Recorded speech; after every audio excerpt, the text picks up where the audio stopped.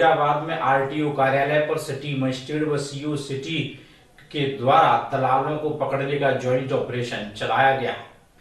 Firozabad RTO कार्यालय में उस समय हड़कंप मच गया जब सिटी मजिस्ट्रेट दलालों के खिलाफ छापेमारी कार्रवाई की। सिटी मजिस्ट्रेट द्वारा कार्रवाई से दलालों में हड़कंप मच गया, जिसे देखते हुए दलाल वहां से भाग खड़े हुए, जिसमें एक आदमी पकड़ा गया जिसके पास कई प्रकार के पेपर मिले। आगे की कार्रवाई की जा रही है। अरविंद कुमार, फिरोजाबाद, समाचार 24।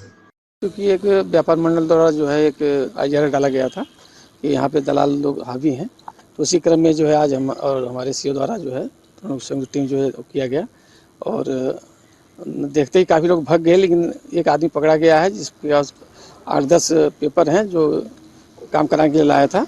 उसको जो है ऑफिस के बाहर उसको अटैच कर लिया, मतलब उसको जो है थाने को सूट कर दिया गया है। कार्यालय में किस तरह की कार्रवाई नहीं रही है?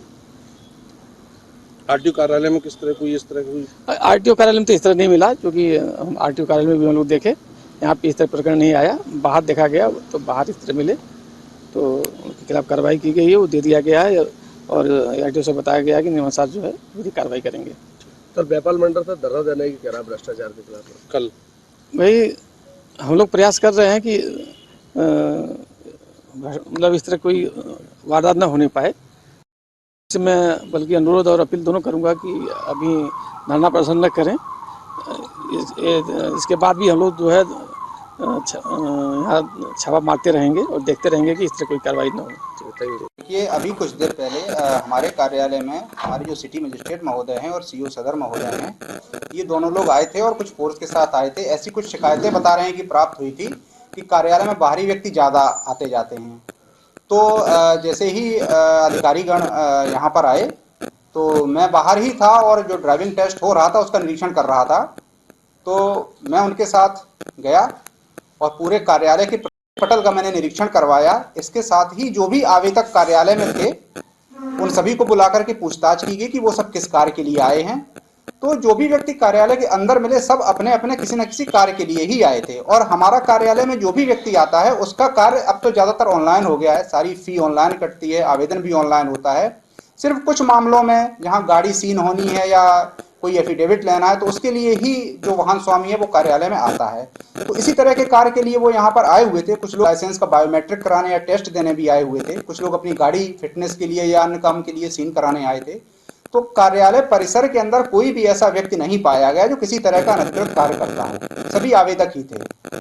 उसके पश्चात बाहर रोड पर, जो कि हमारे कार्यालय की सीमा में नहीं है, वहां पर ये लोग गए। वहां पर कुछ एक व्यक्ति ऐसा उनको मिला जो कुछ लोगों के आधार कार्ड और ड्राइविंग लाइसेंस लिए हुए था, तो उसको फोर्स के द्वारा पकड़ा गया। तो उसके कागज हमको दिए गए हैं, तो हम उसके अगर उसकी जो पूरी जो रिपोर्ट है हमारी जो भी उचित होगा तो उस तरह की हम थाने को भेजेंगे, क्योंकि वो व्यक्ति हमारे कोई संज्ञान में नहीं, ना हमारे कोई जानने वाला है, ना कार्यालय में का कोई कर्मचारी है। वो व्यक्ति बाहर पकड़ा गया है। तो हम जो भी हमारे तथ्य जो हमारे संज्ञान में होंगे वो भिजवाएंगे। हमारे कार्यालय में तो इस तरह की कोई भी चीज संज्ञान में नहीं आई है कि जो कि जिस पर की प्रश्न उठाया जा सकता हो। सर, व्यापार मंडल के लोग कार्यालय के अंदर धरना देने की बात कर रहे हैं, आगे क्या है?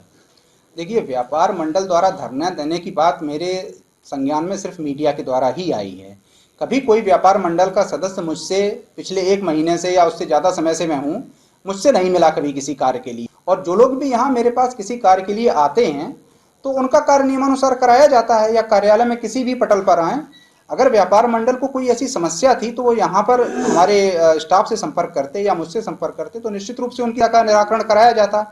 लेकिन ये चीज़ तो मेरी भी समझ में नहीं आ रही है कि सिर्फ जो है यहाँ पर कोई समस्या अपनी बताए और धरना प्रदर्शन की बात मीडिया के माध्यम से आ रही है, तो इसका क्या उद्देश्य है ये तो मेरी भी समझ में नहीं आ रहा है। समस्या क्या है ये जब मिलकर के बताते मुझे तो मुझे समझ में आता।